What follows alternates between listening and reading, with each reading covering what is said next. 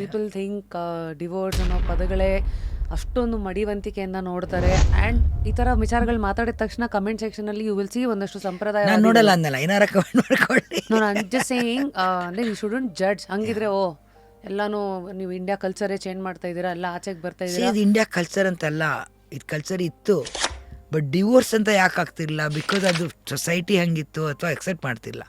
ಆಮೇಲೆ ಮಹಿಳೆಯರಿಗೆ ಒಂದು ಅನಿವಾರ್ಯ ಥರ ಇತ್ತು. ಆಚೆಗೆ ಬಂದ್ರು ಏನು ಮಾಡೋದು ಅಂತ ಗೊತ್ತಾಗ್ತಾ ಇಲ್ಲ, ಸಹಿಸ್ಕೊಂಡಿರೋರು. ಇದು ಹೇಳಿದ ಕೂಡಲೇ ಏನು ಹೇಳ್ತಾರೆ ಗೊತ್ತಾ?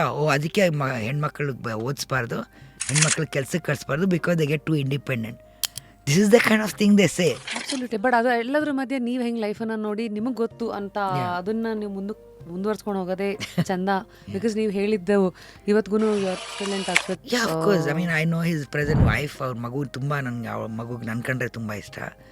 And he does voice overs for my documentaries. So all that is different. See, ಒಂದೊಂದ್ಸತಿ ಪರ್ಸ್ನಲಾಗಿ ನಾವು ಒಟ್ಟಿಗೆ ಬದುಕ್ತಾ ಇರ್ಬೋದು ಅಥವಾ ಜೀವನ ಸಂಸಾರ ನಡೆಸ್ತಾ ಇರ್ಬೋದು.